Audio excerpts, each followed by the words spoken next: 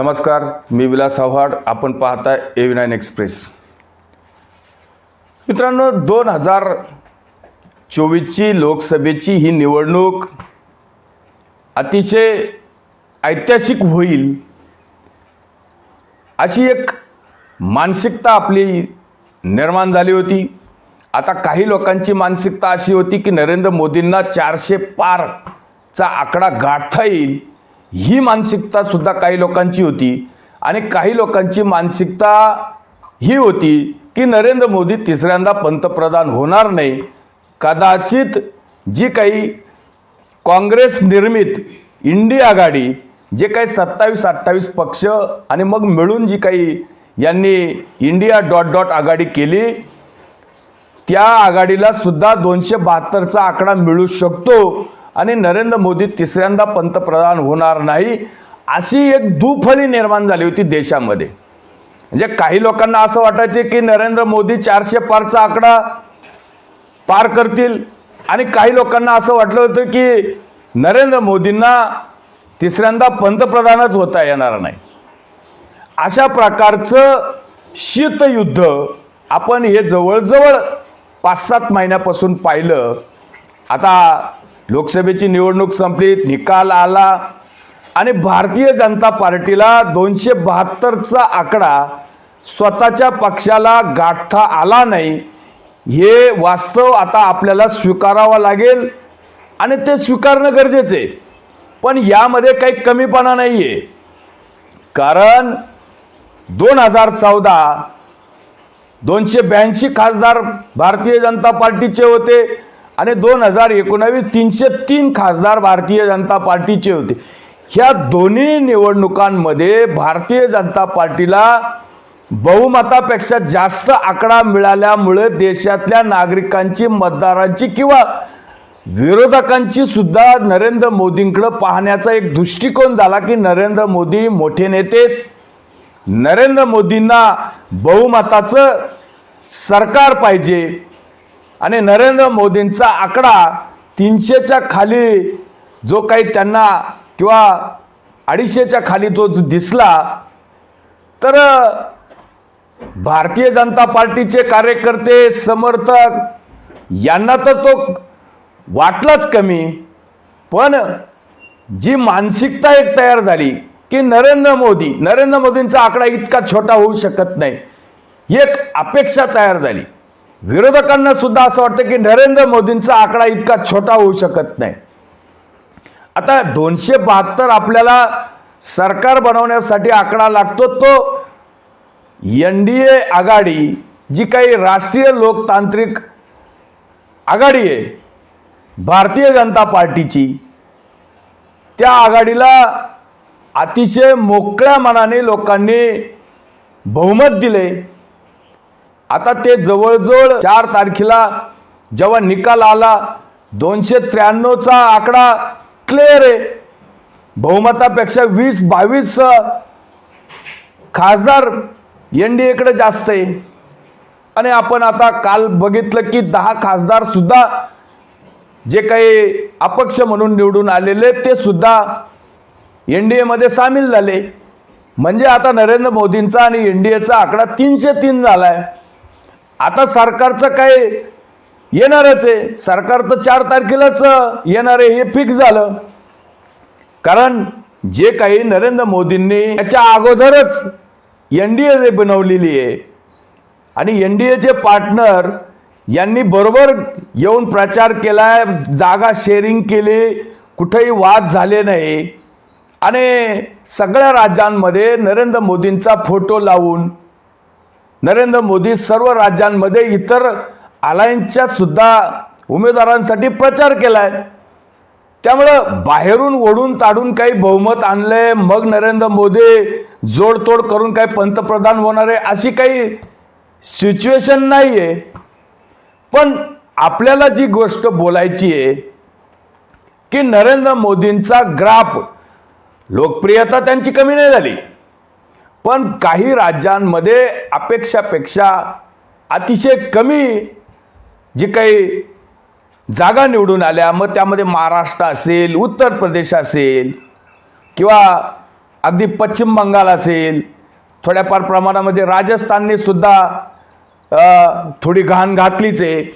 हे जे काही राज्य आहेत आणि याच्यामध्ये पंजाबमध्ये 2 जागा होत्या, तिथं 0 झाल्या. ह्या 2-4 राज्यांचं मिळून जवळजवळ भारतीय जनता पार्टीच्या स्वतःच्याच 62-63 जागा कमी झाल्यात. ह्या का कमी झाल्या? आता ज्याप्रमाणे काँग्रेसचा IT सेल, काँग्रेसच्या ह्या ज्या सोशल मीडियाच्या प्रभारी असतील किंवा सोशल मीडियाचे चेअरमन जयराम रमेशे आणि त्या प्रवक्त्या काँग्रेसच्या श्रीनेत म्हणून यांचं जे काही आपण सोशल मीडियामध्ये IT सेल असेल काँग्रेसचा, सगळ्या योजनांच्या ज्या नरेंद्र मोदी योजना आणतात त्याच्या विपरीत काही व्हिडिओ तयार करायचे, त्याला मसाला लावायचा, ते सगळं खोटं पसरवायचं, इतकं जबरदस्त काम काँग्रेसने केलेलं आहे. अर्थात याला आपण खोटं म्हणायचं, जबरदस्त म्हणता येत नाही, पण विरोधी पक्षाचं कामच आहे ते की सत्ताधाऱ्यांवर टीका करायची, त्याच्यासाठी लोकांना पटावं असं जे काही काम करायचं. मग जे काही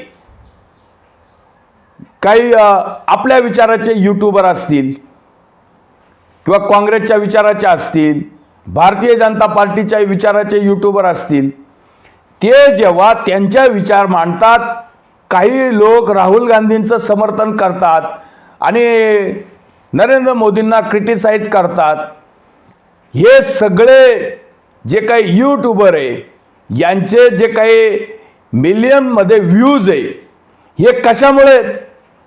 जेव्हा हे यूट्यूबर स्वतःच्या शक्तीवर, स्वतःच्या क्षमतेवर व्हिडिओ बनवतात, रिसर्च करतात, माहिती देतात आणि कोणाच्या तरी फायद्या तोट्याची माहिती देतात, तेव्हा काँग्रेसची ही जी काही IT सेल आहे यांनी या लोकांना प्रमोट केलं, त्यांचा व्हिडिओ प्रमोट केले आणि राहुल गांधींच्या बाजूने व्हिडिओ असेल, काँग्रेसच्या बाजूने व्हिडिओ असेल किंवा नरेंद्र मोदींच्या विरोधात व्हिडिओ आहे, हे व्हिडिओ देशामध्ये व्हायरल करण्याचं काम काँग्रेसच्या IT सेलने केलेलं आहे. मग हेच काम भारतीय जनता पार्टीच्या IT सेलला करायला काय प्रॉब्लेम होता? भारतीय जनता पार्टीचा IT सेल नाही आहेत का? काँग्रेस IT सेलची एक कर्मचाऱ्यांची 50 लोकांची टीम, त्याचं ऑफिस, त्याचं सगळं जनरेशन, सगळं डाटा ठेवू शकतं, त्याच्यासाठी कर्मचारी नेमू शकतं, त्याच्यासाठी कर्मचाऱ्यांना पगार देऊ शकतं. ही टीम सुद्धा भारतीय जनता पार्टीची आहे, पण ही टीम सबसेल फेल गेलेली आहे. हे स्वतःच नेते झाले. यांनी नरेंद्र मोदींच्या बाजूने लोक, कोणी यूट्यूबर असतील, कोणी समर्थक असतील, यांनी स्वतःच्या क्षमतेवर बनवलेले जे काही व्हिडिओ असतील, मग यूट्यूबमध्ये टाकतात, फेसबुकमध्ये, इन्स्टामध्ये, हे प्रमोट केले नाही. हे स्वतः यांना असं वाटायचं की ह्या लोकांना पैसे मिळतील, यांचे व्ह्यूज वाढतील, हे स्वतः चमकतील. ह्या लोकांना पक्षाने काही पैसे दिलेत, लोक बोंब मारून नरेंद्र मोदींच्या बाबतीत, योजनांच्या बाबतीत जेव्हा लोकांसाठी सांगत असतात, मग तुमच्या बाजूने जेव्हा लोक प्रचार करतात, समर्थन करतात, योजनांची माहिती देतात, जी माहिती तुम्ही दिली नाही अशी माहिती जेव्हा यूट्यूबर देत असतात, मग या लोकांचा व्हिडिओ व्हायरल करायला यांच्या हाताला काही लकवा मारला होता का? तेव्हा पक्ष कमी कुठं पडला, पक्षाच्या जागा कुठं कमी पडल्या, यापेक्षा तुमची मानसिकता किती नालायक आहे. तुम्हाला असं वाटलं की हे लोकांना पैसे मिळतील, हे लोक पैशाने माजतील, यांचे व्हिडिओ वाढतील, यांना व्ह्यूज मिळतील. तुम्ही या लोकांना प्रमोशन द्यायच्या ऐवजी त्यांचे व्हिडिओ वाढवण्याच्या ऐवजी त्यांचे व्ह्यूज कमी केले. हे पक्षाचं काम नाहीये. ते काँग्रेसनी करून दाखवलं. काँग्रेसनी नरेंद्र मोदींच्या विरोधात जो जो व्हिडिओ आला तो व्हिडिओ त्याचं प्रमोशन असेल, त्याचा प्रमोट असेल, त्याला व्हायरल करण्याचं काम केलं. करोडो लोकांनी कसा तो व्हिडिओ पाहिला पाहिजे. अक्षरशः मग तुम्ही रवीश कुमार असेल, अभिसार शर्मा असेल किंवा ध्रुव राठी असेल, अनेक असे यूट्यूबर आहे का त्यांचे मिलियन्समध्ये व्ह्यूज आहे आणि रोज ते खोटं बोलत होते. नरेंद्र मोदी चांगलं सरकार चालवत होते, हे सगळ्या गोष्टी आहे. पण ह्या लोकांनी यूट्यूबरने नरेंद्र मोदींना कसं बदनाम केलं, लोकशाही कशी धोक्यात आहे, आरक्षण कसं काढणार आहे, नरेंद्र मोदी 400 पारचा आकडा गेल्यावर कशी संविधान बदलणार आहे, या खोट्या गोष्टी या यूट्यूबरने सांगितल्या आणि त्याचा प्रचार करण्याचं, व्हायरल करण्याचं काम जी काय काँग्रेसची IT सेलने केले ते वाखाणण्याजोगे आहे. आणि नरेंद्र मोदींच्या बाजूने जे काही यूट्यूबर बोंब मारत होते त्यांचे व्हिडिओ भारतीय जनता पार्टीच्या IT सेलने व्हायरल केले नाही. हा नालायक धंदा जर बंद नाही झाला तर भारतीय जनता पार्टीचं काही खरं नाहीये. म्हणजे लोक स्वतःच्या क्षमतेवर व्हिडिओ बनवतात, स्वतःचे पैसे घालून, स्वतःच्या वेळ घालून, स्वतःचा डाटा वापरून सगळं करतात. पण तुम्हाला फक्त जनतेपर्यंत त्यांचे व्हिडिओ व्हायरल करायला मदत करण्याचं तुमचं सहकार्य सुद्धा लाभत नाही. आणि मग बोंब मारायची की आमच्या इथं जागा का कमी पडल्या, तिथं जागा का कमी पडल्या.